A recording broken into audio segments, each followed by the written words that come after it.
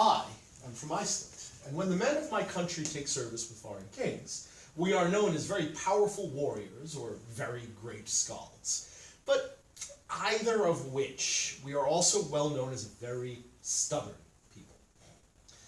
There was an Icelander by the name of Thorstein. Thorstein had recently taken service in the court of, the retinue of King Olaf Tryggvason of Norway, the first Christian king of Norway. Thorstein was feasting with the king's warriors one night when the king made a very strange pronouncement. He said, "Tonight, no man must go to the privy alone. If you have a need of that place, you must bring someone with you, or you will risk my wrath." All the men toasted the king's health, and there was much more feasting and much more drinking. And then everyone went to bed. In the middle of the night, Thorstein awoke with the need of the privy. His bunkmate was asleep, and Thorstein did not want to wake him. So he took his heavy cloak, and then, alone, he went to the privy. Now, King Olaf's privy was large enough that 7 men could sit on either side of it. Thorstein came in and took the seat nearest the door. He had begun to do what he had come to do when he noticed a demon climbed up onto the seat farthest from him on the same side. Thorstein stared at the demon for long moments, and then he frowned, because after a little while the demon came forward 1 seat, so that 4 seats lay between Thorstein and the demon. Then Thorstein spoke. "Who's there?" The demon replied, "I am Thorkel the Thin. I followed Harald Bluetooth and fell upon the corpses that he left." Thorstein said, "Well, where do you come from, Thorkel?" The demon allowed it. It had come from hell. Thorstein considered that for a moment and said, "Well, tell me then, who suffers the torments of hell the best?" The demon said, "Aha, that is Sigurd Fafnir's bane. He never cries out, no matter how harsh his torments are, and his punishment is to kindle the oven." Thorstein said, "That doesn't seem like much of a punishment at all." The demon grinned. "Ah, but it is, for he is also the kindling." And then the demon came forward 1 seat. Thorstein said, "Well, who suffers the torments of hell the worst?" The demon rolled its eyes. "That is Starcad the Old. He wails so loudly and without ever ending. It is a torment to us lesser fiends, and we get no rest from it. His punishment is he is up to his ankles in fire." Thorstein scoffed. "That does not sound like enough of a punishment to make a brave man like him cry out like that." The demon smiled again. "You're looking at it wrong. All but the soles of his feet are in fire." Thorstein said, "Well, perhaps that's enough then. Tell me, can you cry out like he does?" The demon said, "Very well," and then it let out a fearful wail that would curdle fresh milk. Then, when it was done, the demon came forward 1 seat. But Thorstein was singularly unimpressed. He said, "These are Starcad's cries that torment you?"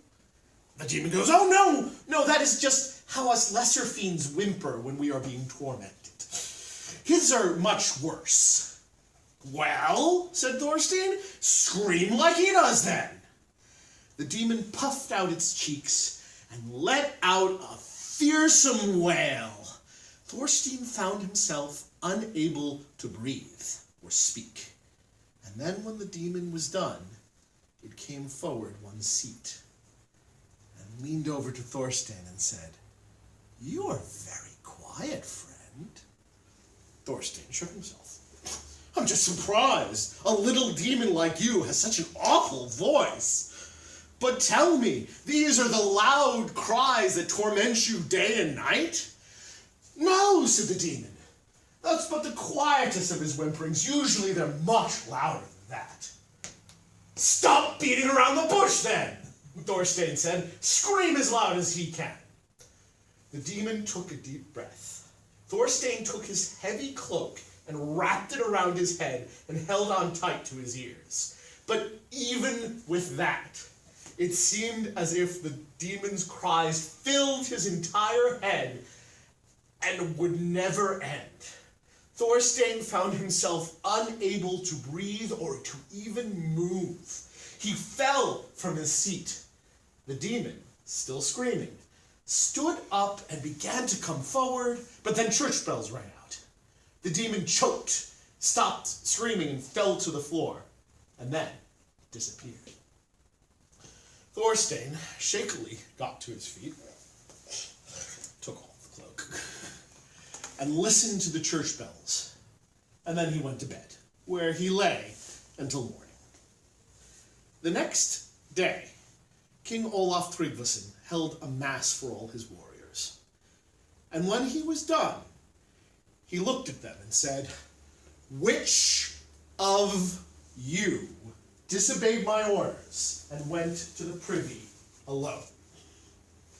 Thorstein saw no point in lying or deceiving the king. He stepped forward. "That was me." The king shook his head. "I see. It is very true what they say about the stubbornness of Icelanders.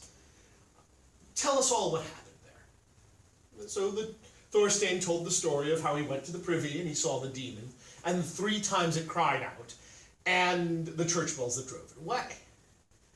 King Olaf said, "I see. So why did you have the demon cry out like that?" Thorstein said, "Well, when I went to the privy and saw that there was a demon there, I knew I could not leave that place without harm to my body or to my soul. But I also knew that you could help me. So I had the demon cry out as loud as it could in hopes that it would wake you." King Olaf smiled. "Indeed, it was I who ordered the church bells be rung.